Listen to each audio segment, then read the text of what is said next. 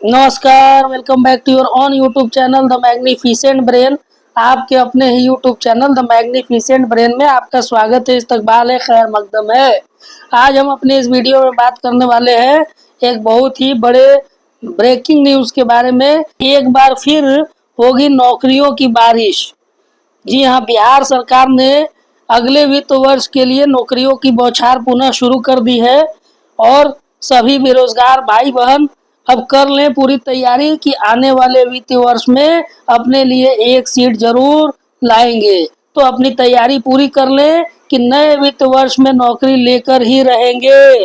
बिहार सरकार में नौकरी लेने की तैयारी शुरू कर दे।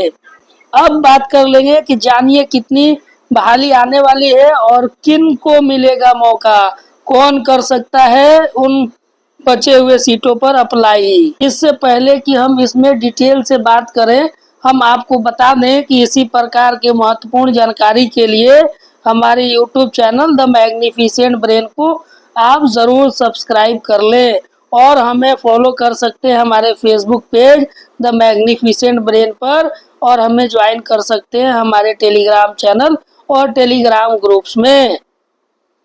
चलिए अब हम बात करने वाले हैं कि अगले वित्तीय वर्ष में कैसे बहालियों का बौछार आने वाला है, कैसे रिक्तियां आने वाली हैं, उस पर बात करेंगे।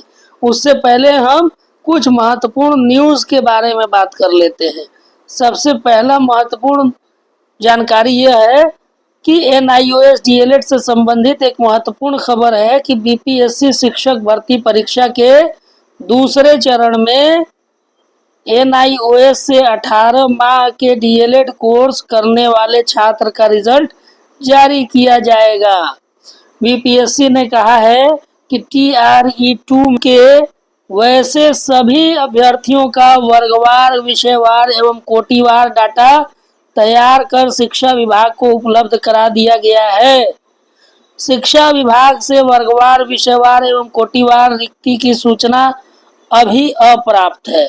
इस संबंध में आवश्यक सूचनाएं प्राप्त होने पर आयोग स्तर से परीक्षा फल प्रकाशित किए जाएंगे। तो जैसा कि हम बता दें कि TRE2 में NIOS DLED परीक्षा पास अभ्यर्थियों को TRE2 के रिक्तियों में रोक लगा दिया गया था सुप्रीम कोर्ट के द्वारा, लेकिन पुनः NIOS के अभ्यर्थी जो है सुप्रीम कोर्ट गए और उन्हें उनके 18 महीने वाले NIOS DLED के कोर्स को सुप्रीम कोर्ट ने मान्यता प्रदान की और उसके आधार पर अब उनका मांग है कि TRE2 में उनका रिजल्ट रोक दिया गया था क्योंकि सुप्रीम कोर्ट ने NIOS DLED उत्तीर्ण अभ्यर्थियों के बहाली पर रोक लगाई थी। लेकिन जैसे ही NIOS DLED को वैध करार दिया गया है, पुनः यह मांग होने लगी है कि TRE2 के NIOS DLED के अभ्यर्थियों का रिजल्ट जारी किया जाना चाहिए और उस उपलब्ध रिक्ति पर उनकी बहाली की जानी चाहिए। तो इस संबंध में BPSC ने वैसे अभ्यर्थियों का वर्गवार, विषयवार, कोटिवार डाटा तैयार कर लिया है और शिक्षा विभाग को उपलब्ध करा दिया है। जैसे ही शिक्षा विभाग वर्गवार, विषयवार, कोटिवार रिक्तियों की सूचना देगी, आयोग अपने स्तर से परीक्षा फल प्रकाशन करेगा। तो ये एक महत्वपूर्ण जानकारी थी और साथ ही हमें यह भी बता दें कि NIOS DLED वालों के लिए अगले वित्तीय वर्ष में फिर से रिक्तियों का एक हुजूम आने वाला है और वो उन रिक्तियों पर आवेदन कर पाएंगे और बचे हुए सीटों पर अपनी दावेदारी पेश करेंगे। एक और महत्वपूर्ण जानकारी आपको दे दें, 14 अनुसूचित जाति व अनुसूचित जनजाति आवासीय विद्यालय की होगी स्थापना। नए वित्तीय वर्ष में 14 आवासीय विद्यालय की स्थापना करने की घोषणा की गई है। इसके लिए बजट में खास प्रबंध किया गया है। स्कीम मद में 1443 करोड़ 8 लाख रुपया का प्रावधान किया गया है। बजट में की गई घोषणा के मुताबिक ये आवासीय विद्यालय उन क्षेत्रों में स्थापित किए जाएंगे जहां 50,000 या उससे अधिक आबादी अनुसूचित जाति जनजाति वर्ग की है। वैसे सरकार ने 720 आवासीय विद्यालय खोलने की स्वीकृति दे रखी है। तो जैसा कि आप जान रहे हैं कि 14 अनुसूचित जाति और जनजाति के आवासीय विद्यालय खुलेंगे और 720 आवासीय विद्यालय खोले जाने की स्वीकृति दे रखी गई है पहले से। तो इन 720 और इन 14 विद्यालयों में भी तो रिक्ति होगी, तो आने वाले समय में इन विद्यालयों में भी शिक्षक की आवश्यकता होगी, जो कि नए वित्तीय वर्ष में इसको पूरा किया जाना संभव है। तो इन सीटों पर भी बहालियां होंगी। अब बात कर लेते हैं उच्च शिक्षा की।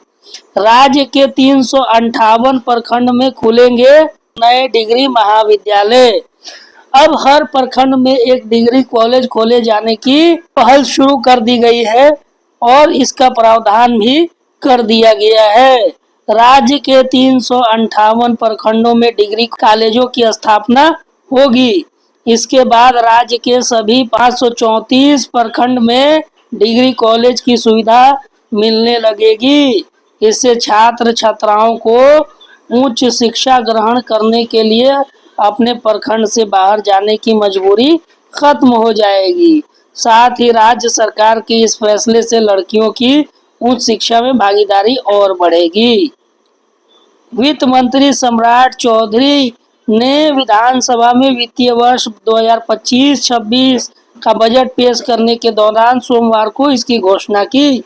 बजट भाषण में बताया गया है कि राज्य के कुल 534 प्रखंड हैं, में 358 को छोड़कर अन्य प्रखंड में डिग्री कॉलेज स्थापित है।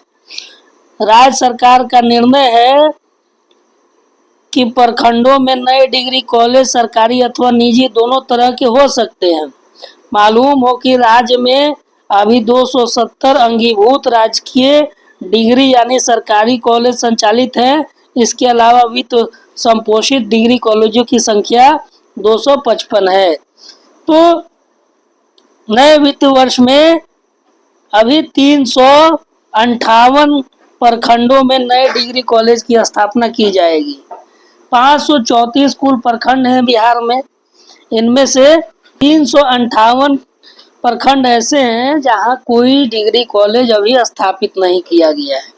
तो 358 डिग्री कॉलेज को स्थापित करने का मतलब है कि 358 कॉलेजों में शिक्षक की बहाली। तो इन 358 कॉलेज इधर 720 आवासीय विद्यालय, 14 अनुसूचित जाति जनजाति के विद्यालय, तो ये सब विद्यालय और कॉलेज जब स्थापित किए जाएंगे तो इनमें जाहिर सी बात है कि शिक्षक की आवश्यकता होगी। तो प्राइमरी से लेके हायर एजुकेशन तक शिक्षक की बहाली अभी आने वाली है। तो इसकी तैयारी आप अभी से शुरू कर दीजिए ताकि आने वाले वित्त वर्ष में आपकी तैयारी अच्छी खासी हो जाए, ताकि आप अच्छे से एग्जाम का सामना कर पाए और अपना एक स्थान पक्का कर पाए। अब सबसे महत्वपूर्ण बात पर हम आपका ध्यान आकृष्ट कराना चाहेंगे, वो है नए वित्तीय वर्ष में 1.40 लाख और नई नियुक्तियां की जाएंगी। तो नए वित्तीय वर्ष में 1,40,000 नई नियुक्तियों की तैयारी चल रही है। नए वित्तीय वर्ष यानी 2025-26 में 1.40 लाख पदों पर नियुक्ति होगी। बजट में सरकार ने इसके लिए प्राविधान किए हैं। वित्तीय वर्ष 2024-25 में 4,27,866 नियुक्तियां हो चुकी हैं। अब नए वित्तीय वर्ष में रिक्त पदों के विरुद्ध नियमित नियुक्तियां करने के लिए अधियाचनाएं विभिन्न आयोगों को भेजी गई है। तो आप समझ गए होंगे और इससे संबंधित आपको हम न्यूज भी दिखा देते हैं। न्यूज का कटिंग है, देखिए यहाँ नए वित्तीय वर्ष में 1.40 लाख और नई नियुक्तियां की जाएंगी। तो इस नए नियुक्ति के विरुद्ध में अधियाचनाएं भी भेज दी गई हैं। तो 1,40,000 नया नियुक्ति होगा, जो कि प्राइमरी से लेके हायर एजुकेशन तक की रिक्ति है। तो इन रिक्तियों पर अपने योग्यता अनुसार आप आने वाले समय में फॉर्म भर पाएंगे और अपना एक सीट पक्का कर पाएंगे। लेकिन उसके लिए आपको बहुत ही सावधानी पूर्वक और अच्छे से तैयारी करने की आवश्यकता है। हम आपको बताते चले कि आने वाले समय में हमारे इसी YouTube चैनल पर विभिन्न प्रतियोगी परीक्षाओं के लिए तैयारियां कराई जाएंगी, तो इसके लिए आप हमारे इस YouTube चैनल को सब्सक्राइब करके ज़रूर रखेंगे। और इसी प्रकार के अपडेट और न्यूज़ के लिए भी आप हमारे इस YouTube चैनल को सब्सक्राइब कर सकते हैं। अब हम बता दें कि इन रिक्तियों पर बहाली की क्या योग्यता है। अगर आप प्राइमरी विद्यालय के शिक्षक बनना चाहते हैं तो आपको इंटरमीडिएट प्लस डीएलएड होने की आवश्यकता है। अब चूंकि डीएलएड एनआईओएस डीएलएड को भी मान्यता मिल गई है, तो एनआईओएस वाले भी तैयारी अपना शुरू कर दें और लग जाए, क्योंकि उन्हें बीच में बहुत सारे रिक्तियों में मौका नहीं दिया गया है। तब आने वाली रिक्तियों की तैयारी वो जोर शोर से शुरू कर दें। उसी तरह अगर आप 6 to 8 में टीचर बनना चाहते हैं तो उसके लिए आपको ग्रेजुएट प्लस डीएलएड या बीएड होने की ज़रूरत है।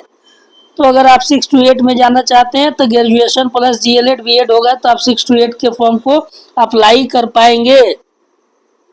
उसी प्रकार अगर आप 9th 10th यानी हाई स्कूल में जाना चाहते हैं तो उसके लिए भी आपकी योग्यता होनी चाहिए ग्रेजुएट प्लस बीएड।